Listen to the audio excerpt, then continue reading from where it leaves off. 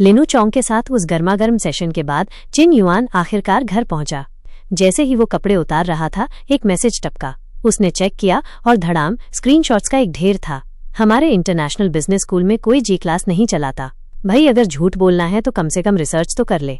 सिर्फ international business school या business department ही नहीं, बल्कि फॉरेन लैंग्वेजेस स्कूल में भी कोई स्टूडेंट जी वैगन नहीं चलाता। ये बंदा बिना सोचे समझे बकवास कर रहा है। चलो इसे एक मजाक ही मान लेते हैं। झूठ बोलने में कुछ जाता तो नहीं है। ये कमेंट्स देखकर चेन युआन बड़बड़ाया। ये ऑनलाइन कमेंट्स हैं जो फांग हुई ने स्क्रीनशॉट्स का ढेर भेजने के बाद टेक्स्ट किए थे। गालियां पढ़ना असल में अच्छी बात है। शक करने से बहस होती है और माहौल गर्म होता है। चेन युआन ने जवाब दिया, तुम धीरे धीरे कुछ डिटेल्स लीक कर सकती हो, जैसे मैं किस डिपार्टमेंट, किस मेजर और किस साल में हूँ। बस क्लास में मेरा नाम मत बताना। फांगमैन ने देखा और वापस टेक्स्ट किया, ठीक है, समझ गई। चेन युआन ने अपना फोन नीचे रखा और मन ही मन सोचा, प्रोजेक्ट का काम बाद में देखते हैं, चीट सिस्टम में और क्या सरप्राइज है। ये सोचते ही उसने सिस्टम पैनल खोला। तुरंत एक नोटिफिकेशन पॉपअप हुआ, आपके पास फिलहाल 2 लॉटरी ड्रॉ हैं।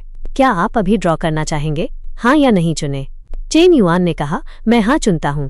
तुरंत सिस्टम ने ऐलान किया, बधाई हो होस्ट, आपको यावन शहरी इलाके में 500 मीटर की दुकान मिली है। इनाम संग्रह निर्देश, कृपया अपना इनाम लेने के लिए 1 हफ्ते के भीतर यांकीयान बिजनेस सेंटर जाएं। इनाम देखकर चेन युआन की आंखें तुरंत चमक उठीं। वो खुशी से चिल्लाया, वाह, युंगी यावेन में एक सड़क के किनारे वाली दुकान है। वो शिंग चेंग का सबसे हाई एंड रिहायशी इलाका है। ये सड़क के किनारे वाली दुकान मिलना एक और इनकम सोर्स मिलने जैसा है। भले ही मैं दुकान न खोलूं, मैं इसे किराए पर दे सकता हूँ। खुद को शाबाशी देने के बाद उसने फिर से स्क्रीन पर टैप किया। अभी एक और ड्रॉ बाकी है, जारी रखें। सिस्टम ने फिर सूचित किया, बधाई हो होस्ट, आपको 2 फिजिक एट्रीब्यूट मॉडिफिकेशन चांस मिले हैं। चेन युआन ने अपनी थोड़ी सहलाई और सोचा, फिजिक एट्रीब्यूट्स को मॉडिफाई करना, तो अगर मैं शरीर की चर्बी या वजन को मॉडिफाई करूं तो क्या फिजिक मिशन तुरंत पूरा नहीं हो जाएगा? ये सोचते ही चेन युआन ने अपना पर्सनल एट्रीब्यूट पैनल खोला। फिजिक बोर्ड पर जानकारी, ऊंचाई 182 सेमी, वजन 70.6 kilogram, health index 70, body fat percentage 19.5%। उसने सोचा, मेरे जैसे पतले इंसान के लिए वजन बढ़ाना मुश्किल है। तो वजन ही मॉडिफाई करते हैं। सिस्टम ने तुरंत सूचित किया, होस्ट के लिए स्टैट्स एडजस्ट किए जा रहे हैं। एक एट्रीब्यूट पॉइंट 2 किलोग्राम वजन बढ़ाता है। Adjustment progress 1%, 2%, 3%, 99%। उसी समय चेन युआन की शीशे में दिखती शक्ल बदलने लगी। एक पल बाद सिस्टम ने सूचित किया, एट्रीब्यूट मॉडिफिकेशन पूरा हो गया। वो मुस्कुराया और सोचा, हो गया, मुझे देखने दो। प्लस कोच ल्यू के पहले खिलाने से जो वजन बढ़ा था, ये तो एक साथ 10 किलो मसल्स बढ़ने जैसा है। फिजिक गोल से अभी भी थोड़ा कम है, लेकिन बदलाव नंगी आंखों से दिख रहे हैं। एट्रीब्यूट पॉइंट्स कमाल के हैं। ये सोचते ही चेन युआन ने समरी करना शुरू कर दिया। फिलहाल ऑब्जर्वेशन के हिसाब से चीट सिस्टम के 2 नियम हैं। 1, फेवरेबिलिटी बढ़ाने से बड़े इनाम मिलेंगे। 2, जब एनपीसीएस की संख्या एक निश्चित स्तर की इंटीमेसी तक पहुंचती है तो निश्चित रूप से इनाम ट्रिगर होंगे। दूसरे शब्दों में, मुझे अभी भी हीरो का विस्तार करना जारी रखना होगा। ये सब सोचने के बाद चेन युआन सिस्टम रिवॉर्ड्स देखने गया। पहले मैंने पढ़ाई करने और कंसल्टेंट को जानने की कोशिश करने का प्लान बनाया था, लेकिन अब मेरे पास ये हाई एफिशिएंसी स्टडी कार्ड है, तो कंसल्टेंट से बात करने के लिए और भी टॉपिक होंगे।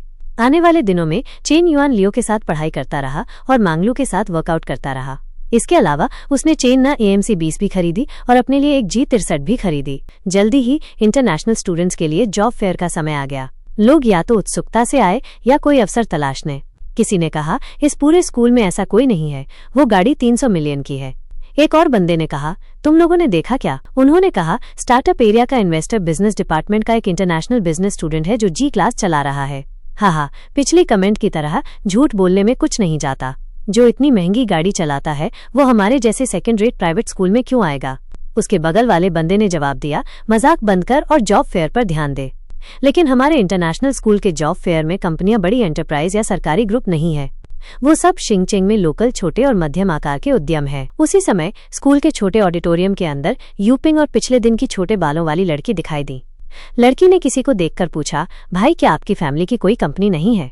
आप जॉब फेयर में क्यों भाग ले रहे हैं? दूसरी तरफ एक सूट में सड़क जैसा सपाट चेहरे वाला सुनहरे बालों वाला युवक ने जवाब दिया, दूसरी कंपनियों के अनुभव और रणनीतियों के बारे में जानने के लिए।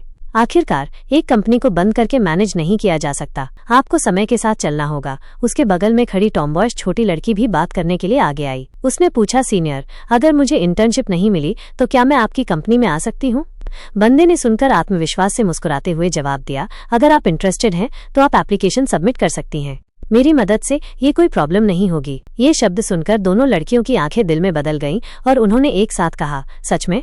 बहुत बहुत शुक्रिया सीनियर। ये सुनकर सुनहरे बालों वाले बंदे ने दूसरी छोटी लड़कियों की तरफ इशारा किया और अपना सिर ऊपर उठाकर कहा, अगर आप लोगों को अभी तक इंटर्नशिप के लिए जगह नहीं मिली है तो आप मेरी कंपनी में एप्लीकेशन सबमिट करने की कोशिश भी कर सकती हैं। हम सब एक ही स्कूल के क्लासमेट हैं और मैं निश्चित रूप से आपकी देखभाल करने की पूरी कोशिश करूंगा। उसे इतना घमंडी देखकर ली जनपिंग और उसके बगल में खड़े दूसरे लोग साफ तौर पर गुस्से में थे। दाहिने वाला दांत पीसकर बोला, ये बाव जॉब फेयर में क्या कर रहा है? ये साफ साफ लड़कियों के साथ फ्लर्ट करने आया है। दूसरे दो सहमत हुए, हाँ, ये कमीना सीनियर बनने का ढोंग कर रहा है। दिखावा करना इरिटेटिंग है और ये हमें भी नीचा दिखाना चाहता है। अगर लाओसान यहाँ होता तो वो निश्चित रूप से उसे पीटता। इस समय टॉमबॉयिश लड़की ने यूपिंग से फुसफुसाकर कहा, हमारे सीनियर अपने मेजर में भी अच्छे हैं और विनम्र भी। उस चेन युआन की तरह नहीं जो सिर्फ कॉफी शॉप खोलना और लड़कियों के साथ फ्लर्ट करना जानता है। कॉफी शॉप खोलना और कंपनी खोलना जमीन आसमान का फर्क है। चेन युआन सच में दूरदर्शी भी नहीं है और बेरहम भी। चेन युआन की बात आते ही यूपिंग को तुरंत अपनी पिछली शर्मिंदगी याद आ गई और उसने चिढ़कर कहा, उसका जिक्र मत करो। उसने पिछली बार हमारे साथ इतना घटिया व्यवहार किया था। उसके बारे में मेरी अच्छी इंप्रेशन पूरी तरह से टूटकर बिखर गई है। दूसरी तरफ सोने की खान वाले दादा पोते की जोड़ी अपनी शेखी बघारना जारी रखे हुए थी। स्टूडेंट टीएन, क्या तुम आज दोपहर फ्री हो? प्रेजेंटेशन के बाद कुछ खाते हैं। लड़की ने उत्तेजित होकर जवाब दिया, ठीक है ठीक है। तभी बाहर से एक सुपर बदमाश दिखने वाली गाड़ी अंदर आई। ये एक G63 थी और कौन दिखावा कर रहा है ये काफी साफ है ना? हाँ, सब पहली नजर में चौंक गए। क्या बाहर की गाड़ियों को स्कूल में आने की अनुमति नहीं है? क्या हो रहा है? फिर उनकी आंखें बदल गईं, हैरानी से चौड़ी हो गईं। रुको, वो तो G क्लास है। ये सुनकर यूपिंग और उसकी छोटी साइडकिक जोंग बॉय तुरंत मुड़ी। G क्लास, आजकल सब इसी के बारे में बात कर रहे हैं। वो स्टूडेंट जिसने स्टार्टअप जोन में 10 मिलियन इन्वेस्ट किए वही G क्लास चला रहा है। छोटी जोंग बॉय फुसफुसाई, अगर वो शुगर डैडी सच में हमारे स्कूल का स्टूडेंट है तो वो सीनियर से भी ज्यादा दोस्ती करने लायक है। यूपिंग ने मन ही मन सोचा, अगर मैं उसे जान पाऊं तो मैं आज दोपहर सीनियर को पल भर में छोड़ दूंगी। जैसे ही उसने ये सोचा, चेन युआन ने कार की खिड़की नीचे की, अपना सिर बाहर निकाला और कहा, लाओ हुआंग, लाओ काओ, तुम दोनों क्या कर रहे हो? चलो अंदर बैठो, मैं तुम्हें वापस डॉम छोड़ देता हूँ। जैसे ही उन्होंने देखा कि ये कौन था, दोनों लड़कियों के मुंह खुले रह गए। यूपिंग ने सोचा, चेन युआन कैसे गाड़ी चला रहा है? फिर उन्होंने एक साथ चिल्लाया, लग्जरी कार का ड्राइवर चेन युआन है। इस समय सबसे ज्यादा खुश हुआ था हुआंग हाई, जो इतनी देर से उस बूढ़े की शेखी झेल रहा था। वो अब पक गया था। चेन युआन को देखकर वो खुशी के आंसू रोने वाला था। वो आ गया, वो आ गया, वो G क्लास चला रहा है। ये कुत्ता बिल्कुल सही समय पर आया। तभी यूपिंग भाग कर आई और फिर अपना चेहरा पिछली सीट की खिड़की से सटा दिया, सोचते हुए, मुझे विश्वास नहीं होता, ये चेन युआन नहीं हो सकता। गाड़ी में कोई और जरूर होगा। चेन युआन शायद सिर्फ ड्राइवर है। लाओ ने ये देखा और झुककर पूछा, क्या फुसफुसा रहे हो? इतने छुप छुप कर, इतने शैतानी से? हुआंग हाई बाओ अब अकड़ में आ गया था। वो आगे बढ़ा, दरवाजा खोला और तिरस्कार भरी नजर से बोला, हट जाओ, मेरे भाइयों को अंदर जाना है। गाड़ी को जाते हुए देखकर छोटी जोंग बॉय को बहुत पछतावा हुआ, सोचते हुए, इतना टॉप टियर शुगर डैडी मेरे पास ही था और मुझे पता भी नहीं था। फिर उसने निराशा से भरकर कहा, क्या तुम्हें लगता है कि अगर हम चेन युआन से माफी मांगे तो वो मान जाएगा? यूपिंग अभी भी सन्न थी। उसने जवाब दिया, मुझे नहीं पता। जल्दी ही ये खबर कि G क्लास का ड्राइवर चेन युआन था पूरे स्कूल में फैल गई और हर जगह चर्चाएं होने लगी, खासकर लड़कियों के डॉम एरिया में। एक लड़की ने कहा, बस हो गया, आज से मेरा लक्ष्य सिर्फ चेन युआन है। उसके पीछे वाली ने जवाब दिया, क्या कहने की जरूरत है? अगर कोई 50 या 60 साल का बूढ़ा होता तो शायद कई लड़कियां हिचकिचाती, लेकिन चेन युआन एक जवान, हैंडसम और सफल 21 साल का लड़का है। इसमें सोचने की क्या बात है?